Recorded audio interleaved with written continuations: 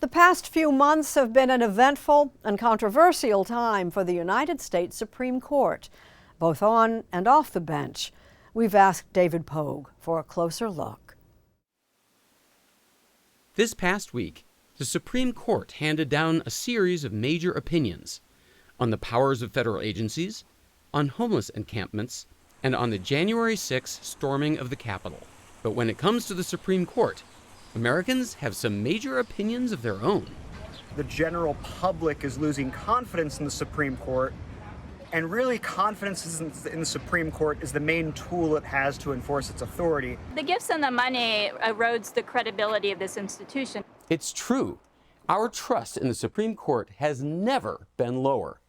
Most Americans disagreed with the court's decisions on abortion and unlimited campaign donations, and then we got headlines like these. The most complete accounting yet of the high life of Supreme Court Justice Clarence Thomas shows much, much more than previously known. According to investigations from ProPublica, the New York Times, and others, Justice Clarence Thomas has accepted over $4 million worth of gifts from conservative billionaires. And then there was Justice Samuel Alito's private jet flight to a $1,000 a night Alaskan fishing lodge, courtesy of conservative hedge fund owner Paul Singer, whose business later came before the Supreme Court at least 10 times. Now, it is legal for justices to receive gifts of meals and lodging, provided they publicly disclose the gifts on this form. But Alito and Thomas did not disclose the gifts, at least until they were made public. Both justices deny any wrongdoing. These are not errors. These are, I have a right to do this, and you can't stop me.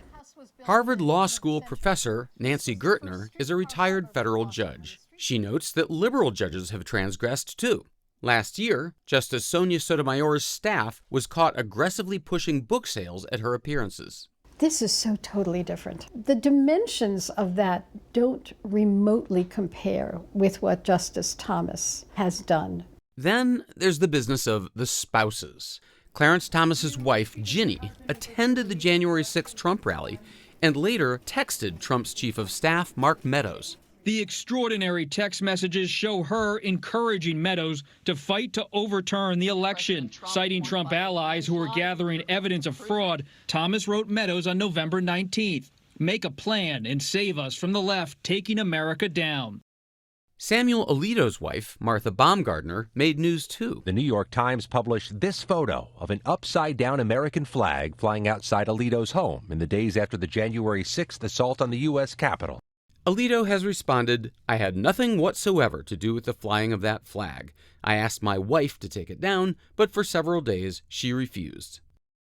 To Judge Gertner, it's obvious that both Alito and Thomas should recuse themselves from cases that involve the January 6th uprising. So the notion that one can say, well, it was my wife, wasn't me, is flat out absurd and really casts doubt on his honesty. Oh, now, come now. A justice's spouse, just like anybody else, has a First Amendment right to be participating independently of the political process. Members of the Senate. Robert Ray is the former White House independent counsel, and he represented Donald Trump during his first impeachment. My impression has been that what most people were really upset about isn't so much the ethics of Supreme Court justices. What they really are concerned about is they don't like the outcome of particular cases that they really, really, really care about.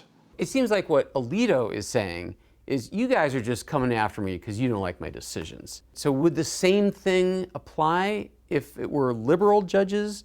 It did apply. Abe Fortas resigned from the court. The last time it came up as a major issue was in the 1960s with Justice Abe Fortas. He had received $20,000 from a foundation. Georgetown Law School professor Cliff Sloan has written 2 books about Supreme Court history. He actually had returned the $20,000 several months later. And when that came out, there was immediate bipartisan condemnation of it. This was such a controversy that it ultimately led to Justice Fortas resigning from the Supreme Court. Here's what the law says. Any justice shall disqualify himself in any proceeding in which his impartiality might reasonably be questioned. But reasonably means one thing if you're conservative, Would a reasonable person question the judge's impartiality? And I think with regard to January 6th and Ginny Thomas's activities, for example, I think the answer clearly is no. And something else if you're liberal. You have to recuse yourself based on the appearance of partiality. And that's a concern, not that you actually are partial, but that it will appear that way to the public that you serve. So who breaks the tie? Who's the judge of the judges? Turns out, nobody. There is absolutely no enforcement mechanism for Supreme Court justices right now, and it's just left up to each justice's own determination about his or her own propriety. But have they not now, all 9, signed a new Supreme Court Code of Ethics? They signed a Supreme Court Code of Ethics, and they made very clear that each justice will continue to make his or her own decision, and there is no other enforcement mechanism. And that is just a gaping fundamental hole with the entire structure. There are plenty of ideas for addressing the court's trust problem. Maybe there should be term limits. Maybe there should be more than 9 justices. Maybe an inspector general should oversee the court. And of course, there's always the nuclear option. If it's really a problem and nobody's doing anything about it, there's a clear constitutional remedy. It's impeachment. That's the remedy, period. Any of those proposals would require both parties in Congress to work together, and that's unlikely. Yet, according to Nancy Gertner, something has to change.